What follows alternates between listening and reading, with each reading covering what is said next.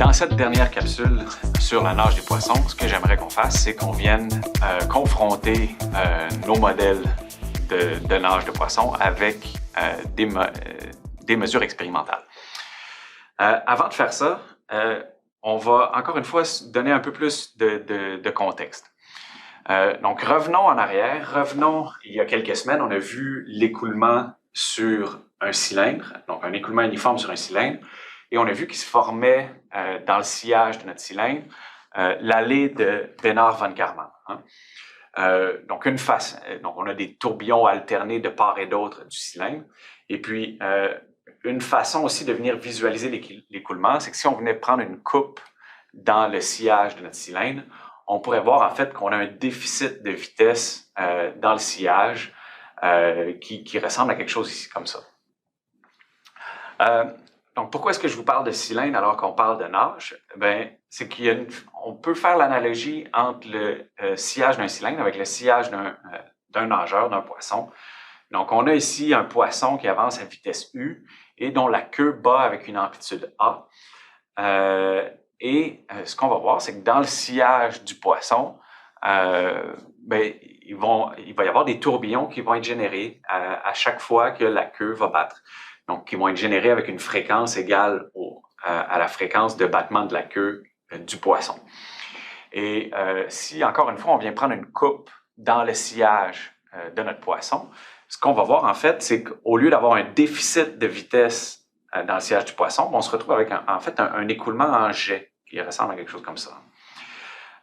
Et ce qui est important de noter sur le sillage du poisson, c'est qu'on n'a plus l'allée de Besnard-von Karman comme on avait pour le cylindre, mais on a maintenant l'allée de Besnard-von Karman inversée, parce que les tourbillons tournent dans le sens opposé, et c'est ce qui fait qu'on a un écoulement en jet dans le sillage plutôt qu'un déficit de vitesse. Donc, ce qui est intéressant à propos de regarder l'écoulement sous la forme d'un profil de vitesse comme ça, c'est qu'après ça, on peut faire une analyse de stabilité sur un écoulement avec un profil de vitesse donné. Donc, si on considère un écoulement avec un profil de vitesse, on peut lui ajouter une perturbation et voir comment cette perturbation-là évolue. Et donc, il y a les professeurs Triantafilou qui ont fait ça sur un écoulement en jet qui venait modéliser le sillage d'un poisson pour en tirer comme conclusion qu'il existait des tourbillons qui avaient une certaine fréquence qui étaient les plus instables dans un écoulement en forme de jet. Et donc, ce qu'ils ont dit, c'est que ces tourbillons-là les plus instables, avec leur fréquence la plus instable, ben, ça doit correspondre à la fréquence à laquelle va battre la queue du poisson, parce que le poisson va d'une certaine façon venir bénéficier de cette instabilité-là pour minimiser l'énergie qu'il a besoin pour générer les tourbillons. Ce qu'ils ont fait, c'est qu'ils ont défini un nombre de Strouhal pour leur poisson basé sur sa vitesse d'avancée, l'amplitude de battement de sa queue et puis la fréquence de battement de la queue qui génère les tourbillons. Et donc, en faisant ça, ce qu'ils ont trouvé, c'est qu'il y a un Strouhal le plus instable qui génère le plus de tourbillons, des tourbillons les plus instables dans cet écoulement-là en jet. Et puis, ce Strouhal-là, il se retrouve autour de 0.3, donc entre 0.25 et 0.35. Et puis, si on vient confronter cette valeur-là avec des données sur la nage de poissons et de mammifères marins, donc en venant répertorier des vidéos de nage de différents animaux marins, on peut en tirer une fréquence, une amplitude de battement et puis une vitesse d'avancée. Et donc, à partir de ça, ben, ce qu'ils se sont rendus compte, c'est qu'il y avait beaucoup d'espèces d'animaux marins qui nageaient en respectant un nombre de Strouhal aux alentours du fameux point 3 qu'ils ont trouvé avec leurs tourbillons les plus instables dans l'écoulement de jet. Ça a été quelque chose de pas mal intéressant. Il y avait un beau côté universel à voir que tous ces animaux-là nagent à un même nombre de Strouhal, tout comme les tourbillons dans le sillage de notre cylindre sont toujours au même nombre de Strouhal. Donc, il y a une idée très intéressante là-dessus. Cependant, l'idée selon laquelle le poisson ou le nageur doit nager à une fréquence qui génère les tourbillons les plus instables, est un petit peu difficile à saisir. Donc, ce que Christophe Éloi a proposé, c'est d'étudier, de trouver le nombre de Strouhal optimal pour la nage. Donc, il a formulé son problème ainsi. Il a dit, on va égaler la force de poussée de notre nageur par la traînée que tout son corps allongé génère en avançant. Ensuite, il a défini un nombre de Lighthill, pour faire honneur à Lighthill qui a développé le Slender Body Theory, sur lequel est basée cette analyse-là de Éloi. Et donc, son nombre de Lighthill, c'est quoi? C'est la surface mouillée de l'animal divisée par sa taille au carré, multiplié par son coefficient de traînée. Donc, le nombre de Lighthill, c'est quoi? C'est un peu une certaine façon de comment rough ou comment peu hydrodynamique, si vous me permettez l'expression, est ce poisson. C'est-à-dire qu'avec un nombre de Lighthill très faible, ça voudrait dire un poisson très longiligne qui génère très peu de perturbations dans l'écoulement, alors qu'un nombre de Lighthill élevé, on imagine plus un poisson, un boxfish ou un poisson carré là, qui génère beaucoup de pertes dans l'écoulement. Basé sur ça, ce que Éloi a fait, c'est qu'il a employé la version avec grande amplitude de la théorie des corps allongés de Lighthill pour considérer le travail effectué par notre poisson.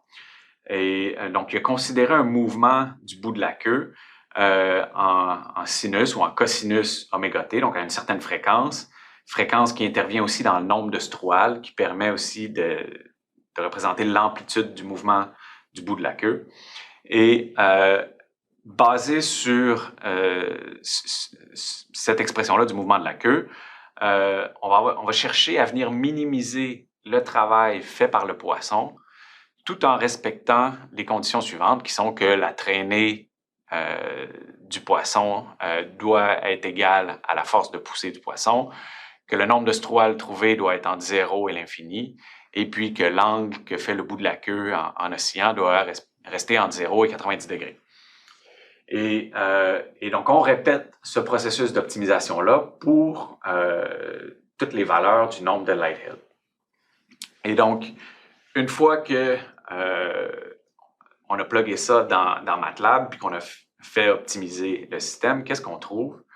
On trouve la courbe suivante. Donc, on trouve la courbe du nombre de Strouhal optimal en fonction du nombre de Lighthill. Et donc, contrairement à ce qui avait été obtenu précédemment, où là, on parlait d'un nombre de Strouhal ou d'une plage de nombre de Strouhal constante entre 0.25 et 0.35, mais maintenant, ce qui est trouvé, c'est un nombre de Strouhal qui varie avec le nombre de Lighthill.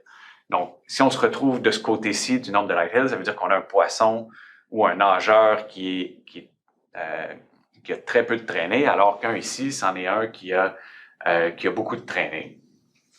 Et pour valider cette analyse-là, ce qui a été fait, c'était de la comparer avec toutes sortes de données, encore une fois, de nageurs observés sur vidéo. Et donc, on observe, par exemple, les mammifères marins comme les cétacés qui se retrouvent de ce côté-ci, des faibles nombres de Lighthill. C'est des nageurs très efficaces, donc qui ont très peu de traînée pour leur taille. Donc, ils ont un nombre de Strouhal relativement faible. Alors que de l'autre côté, on a toutes sortes de poissons de formes bizarres et d'autres types de nageurs qui se retrouvent à des nombres de Lighthill plus élevés, donc eux qui génèrent plus de traînée pour leur taille. Et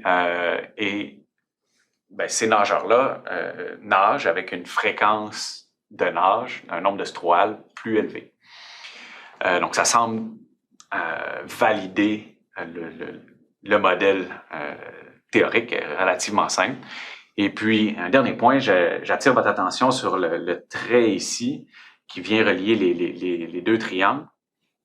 Donc ça, en fait, c'est les données de web sur des truites de tous âges, donc une seule et même espèce, mais des poissons qui font quelques centimètres jusqu'à plusieurs dizaines de centimètres.